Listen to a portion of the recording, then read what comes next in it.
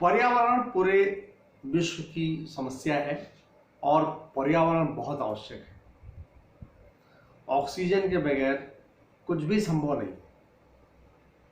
तमाम तरह के जिस तरीके की स्थितियां पैदा हो रही हैं, हाल ही में भी हम सब आपने देखा कि पर्यावरण के बगैर क्या स्थिति होती है। ऑक्सीजन के लिए लोग भटक रहे हैं, तमाम तरह से परेशान हो रहे हैं।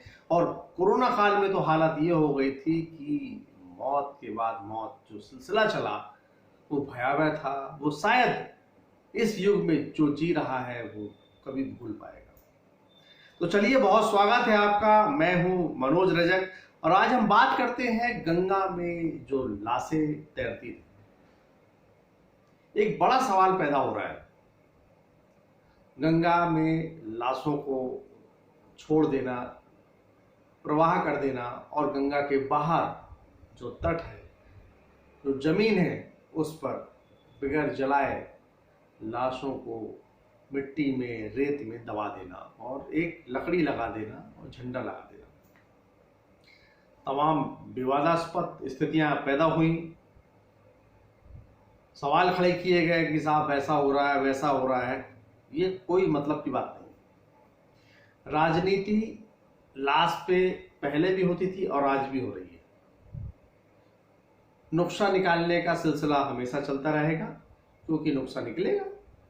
जिसको जरूरत है वो अपने हिसाब की चीजें लेगा, बाकी चीजों को छोड़ देगा। सवाल सबसे बड़ा ये पैदा होता है कि जब आने वाला जो दौर होगा, बारिश होगी, नदी जो गंगा नदी अपना फैलाव होगा, उसका जल स्तर बढ़ेगा, सारे जितने भी शव है वो नदी पे आ जाएंगे। जब नदी पे शव आ जाएंगे, पानी कैसा होगा, तमाम लोग वहां नदी में जाते हैं, आचमन करते हैं, और जैसा भी हिंदू धर्म में चलता है और जो जिस धर्म को मानते हैं उनके अनुसार।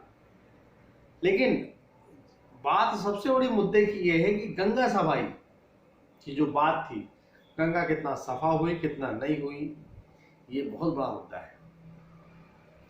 आने वाले दिनों में जब बारिश होगी, गंगा का जल स्तर बढ़ेगा, बढ़ने के बाद जब लाशें पानी में जाएंगी और वो पानी में तैरेंगी, हजारों हजार किलोमीटर दूर जाएंगी, स्थितियां क्या होंगी, पर्यावरण की स्थिति क्या होगी, जल की स्थिति क्या होगी, ये बड़ा सोचनीय मुद्दा है।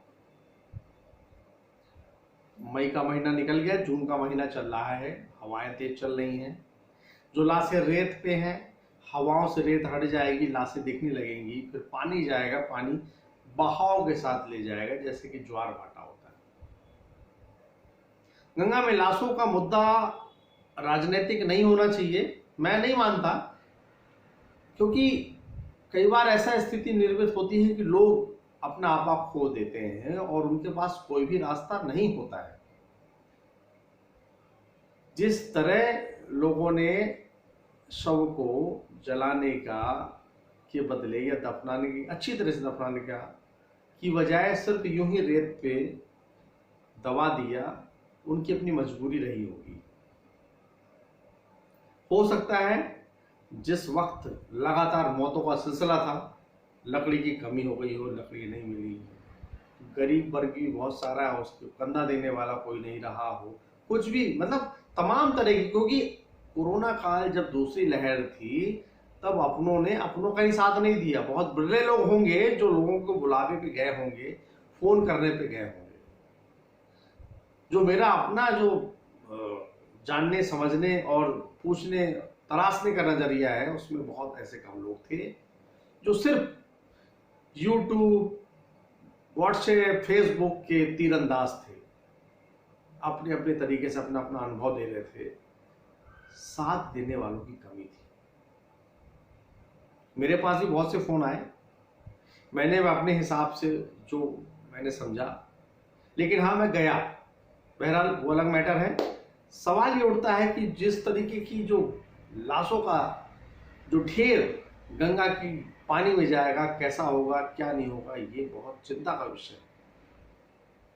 तो जरूरत ये है कि जिस तरीके से गंगा सफाई का बीड़ा उठाया गया था, उसके लिए जो दावे किए गए थे, वो कितने हुए कितने नहीं हुए ये मीन में की बात नहीं, लेकिन अभी वक्त है।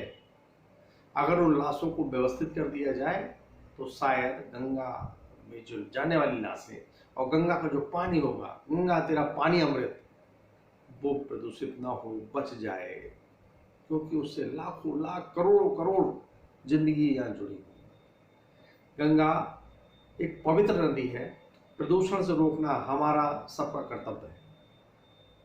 तो मैं चाहूँगा कि गंगा अच्छी हो, साफ हो, सुथरी हो और बेहतरीन हो।